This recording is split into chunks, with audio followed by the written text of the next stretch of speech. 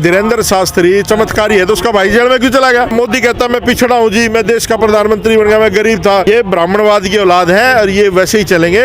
इनको दिक्कत असली वंशजों से है, इस देश के मूल निवासियों से। देखो ब्राह्मण कितना समझदार है, 50 रुपए के ताले पे भरोसा करता वो, गुल्लक के लगाता है, मंदिर का ताला लगाता है। अगर भगवान में भरोसा हो तो सारे ताला क्यों बंद कर रहा है? छोड़ दे खुला। अम्बेडकरवाद वन वे है। आप बाबा साहब को भी मानोगे और भोले शंकर की पूजा भी करोगे, ये साथ साथ नहीं चलेगा साहब। 2024 में बीजेपी हराओ है, पहले बोला था कांग्रेस हराओ। अरे मगर जिताना किसको है? कह रहे गठबंधन को। मगर गठबंधन कौन है? मनीष सिसोदिया कहता है एक तरफ तो कि हम भगत सिंह के वंशज है, बाबा साहब को मानते हैं हम लोग। कहता मेरे रुतबा मेरे सर को संविधान ने दिया। जेल में बैठ के कहता भगवत गीता पढ़ूंगा। मैं पाखंडवाद का विरोधी हूँ। भगवान है कहाँ है भगवान? बेचारा राम को बेचा उन्होंने, है ना, राम मंदिर बना लिया। अब कृष्ण को बेचने में लगे हुए, यादों से कृष्ण को भी छीन लेंगे। थोड़े दिन में दलितों से वाल्मीकि, रविदास इन सबको छीन लेंगे और फिर कहेंगे तुम अपने घर जाओ। देखो ब्राह्मण कितना समझदार है, 50 रुपए के ताले पे भरोसा करता वो, गुल्लक के लगाता है, मंदिर का ताला लगाता है। अगर भगवान में भरोसा हो तो सारे ताला क्यों बंद कर रहा है? छोड़ दे खुला। आजाद कहाँ है? आजाद तो ब्राह्मण बनिया ठाकुर हुआ, दलित और पिछड़ा और माइनॉरिटी के लोग तो आज भी गुलाम है। को भगाने के लिए मुझे नहीं लगता लोगों की जरूरत है, पार्टियों की जरूरत है। भाजपा कारनामे ऐसे करने लग रही है कि इस देश के लोग ही खिलाफ हो जाएंगे एक दिन इनके, और इनको ढूंढ ढूंढ के मारेंगे लोग। इनको जैसे पाकिस्तान में भाग रहे हैं ना लोग, श्रीलंका में भागे हैं, ऐसे भागेंगे देश छोड़ छोड़ करके। इन्होंने देश को जो है ना गर्त में ला करके खड़ा कर दिया। अरे भाई हमें भगवान से क्या लेने देना साला? हमें शिक्षा चाहिए, रोजगार चाहिए, खाने को रोटी चाहिए, रहने को घर चाहिए। भगवान को तुम रख लो साला अपना घर में, जितने मर्जी रखो, 33 करोड़ जो सारे के सारे रख लो। हमें तो सुविधा चाहिए। भगवान से आपका कोई लेना देना नहीं। भगवान है कहाँ है भगवान? तो फिर सरकार इतना क्यों समय लगा रही है? उनका तो काम भगवान से चल रहा है। बेचारा राम को बेचा उन्होंने, है ना, राम मंदिर बना लिया। अब कृष्ण को बेचने में लगे हुए, यादों से कृष्ण को भी छीन लेंगे। थोड़े दिन में दलितों से वाल्मीकि, रविदास इन सबको छीन लेंगे और फिर कहेंगे तुम अपने घर जाओ। आपके आंदोलन से डरे हुए तो है ना? देखिए बोलो, देखिए जन आंदोलन से तो लोग घबराते ही हैं, ठीक है। और ये यहाँ पर ये टेंट लगना एक बहुत बड़ी बात है, क्योंकि इनको डर लगता है कि कहीं ना कहीं बहुजन समाज की जो आइडियोलॉजी है, अगर उस पर लोग आ गए और एक ना एक दिन आना लोगों को। और जब तक आइडियोलॉजिकली चेंज नहीं होगा ना, पॉलिटिकल चेंज कभी नहीं होगा, मुझे नहीं लगता ऐसा। तो मोहन भागवत इसी वजह से बयान दे रहे हैं क्या? देखो मोहन भागवत तो मैनेज कर रहा है, लोगों के गुस्से को मैनेज कर रहा है। अच्छा। ताकि लोगों का गुस्सा ना बढ़े। मोहन भागवत बयान देता ब्राह्मणों ने जातियां बना दी, ठीक है। तो तू भाई ब्राह्मणों ने जातियां बना दी तो शंकराचार्य बनाओ तुम लोग, दूसरे जाति के लोगों को। वहाँ राम मंदिर में ट्रस्ट में सारे जो है इनको बहुजन समाज के लोगों को रखो। मोहन भागवत हो गया, ये जितने भी लोग हैं, जितने भी आपको लगेंगे, मैं कहता हूँ अगर ब्राह्मण बनिए ठाकुर की घर में हमारी बहू भी है ना, और उससे पैदा हुआ बच्चा, खून पे भरोसा नहीं कर सकते। अच्छा। हाँ, क्योंकि वो हमारे हिसाब से नहीं चलेगा। ये डीएनए की लड़ाई है, खून की लड़ाई है ना। मूल निवासी तो सबका एक ही है ना, एक नहीं है ना। आप ये यूरेशिया से आए हुए लोग हैं, ये इस देश के नहीं है। अगर इस देश के होते ना तो यहाँ से मेहुल चोकसी को नहीं भागने देते। मैं कहूँगा सही में अगर इस देश में कोई बसने आया था तो मुगल आए थे। अगर मुगलों को जाना होता तो लाल किला नहीं बनाते वो, है ना, कुतुब मीनार नहीं बनाते वो, ताजमहल नहीं बनाते। ये लुटेरे, इन्होंने बता दो कौन सी चीज बनाई है। सर आप भागने की बात आपने जिक्र किया, ये लोग कहते हैं कि भारत को हिंदू राष्ट्र घोषित कर दो, लेकिन जब ये यहाँ से पैसा लेके भागते तो ये यूरोप जाते हैं।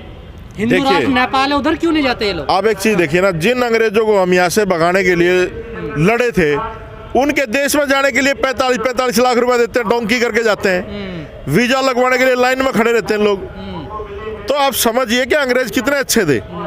इनसे तो 1000 गुना अच्छे अंग्रेज थे।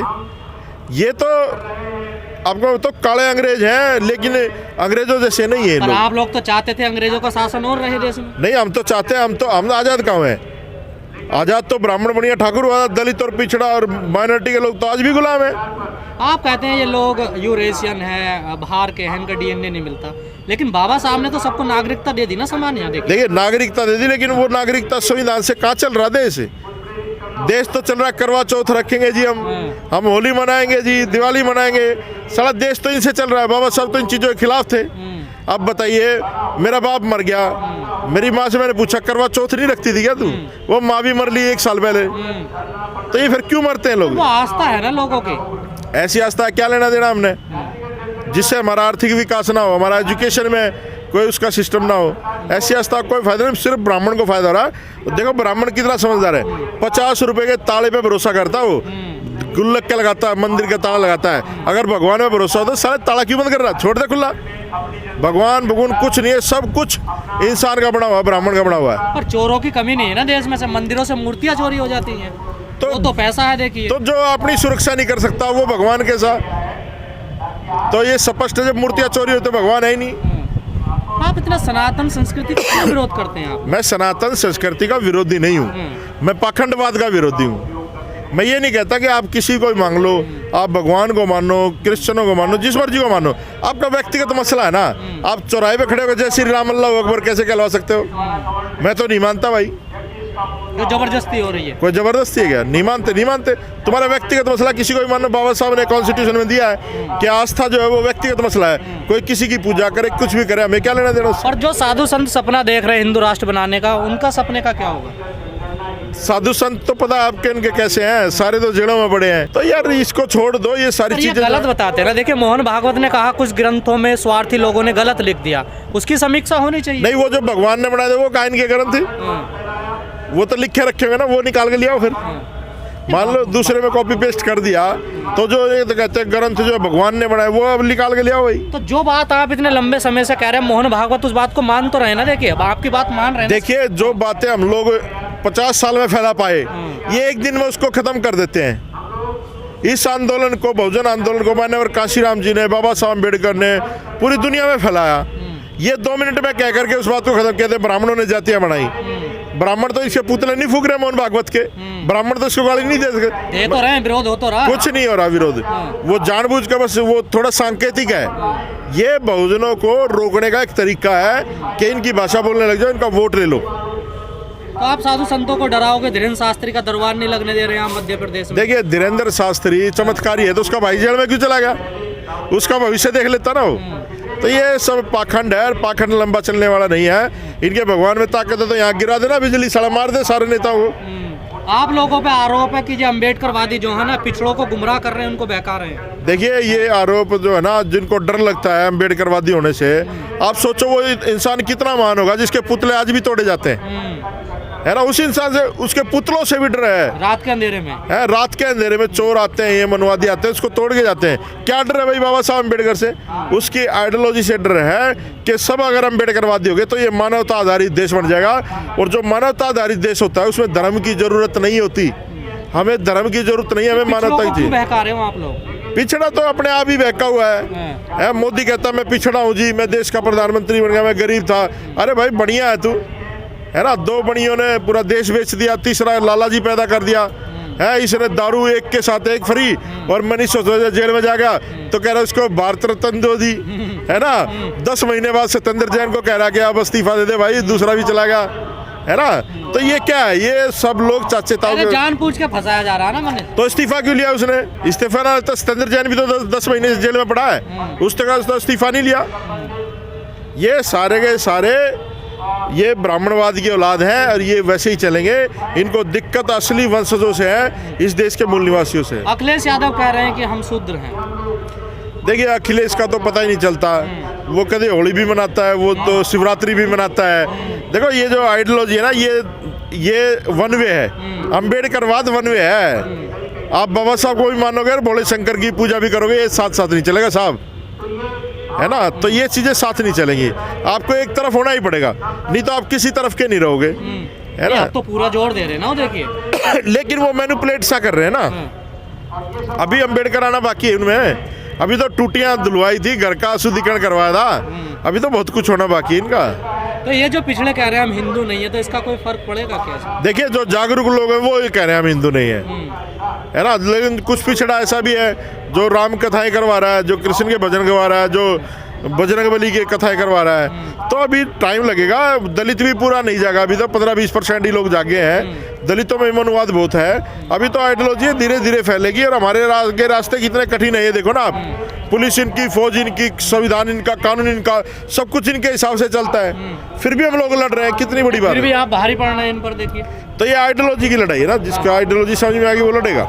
देखिए विपक्ष तो जो है ना मुझे कहीं दिख नहीं रहा, ना कोई इनके अंदर गठजोड़ दिख रहा है। मतलब अभी तो ये लोग इकट्ठा होना शुरू हुए हैं और जब तक चुनाव होगा, जब तक मुश्किल से इकट्ठा होंगे चुनाव, फिर हार जाएंगे और खत्म, फिर वही खेल चलेगा।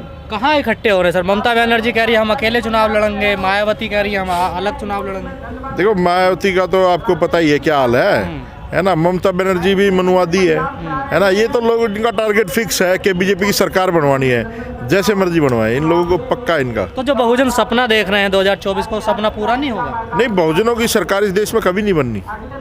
24 की नहीं, आप मेरी बात लिख लेना, 20-30 साल मैं भी जीऊंगा, आप ज़्यादा जियोगे।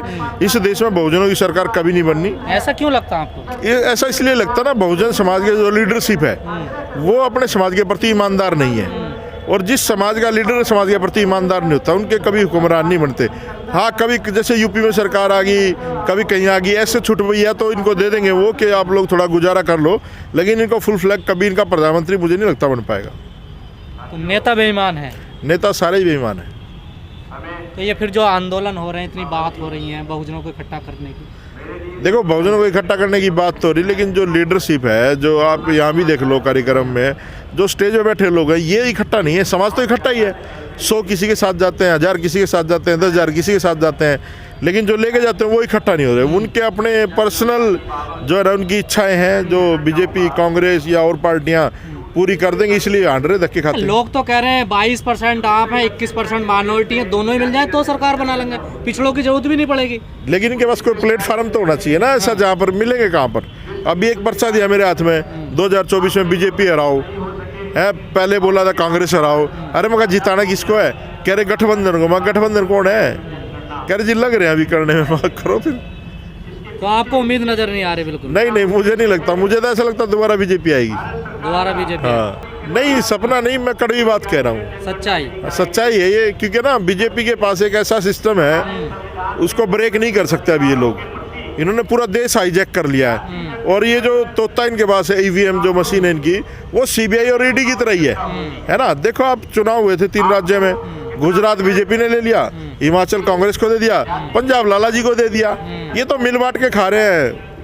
ये जो जितनी भी मनवादी पार्टियां हैं आपस में मिल बांट के खा लेते हैं। हमारे लोग तो मिल बांट के खिलाने काम करते हैं, ना तुझे खाऊंगा ना खुद खाने दूंगा। कहाँ मिल बांट के खा रहे हो? आरोप लगा रहे हैं ईडी सीबीआई हमारे नेताओं को। देखिए, ये तो आरोप इसलिए लगा रहे हैं आपको लड़ते हुए दिखे लोगों को, ये लड़ नहीं रहे।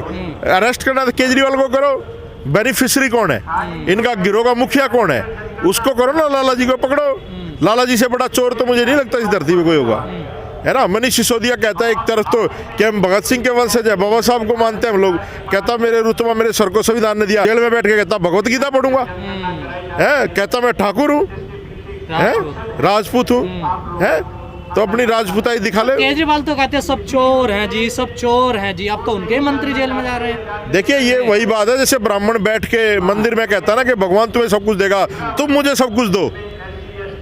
तो सबसे बड़ा चोर तो केजरीवाल है, ये मुखिया है इसका, अली बाबा 40 चोर गिरोगा।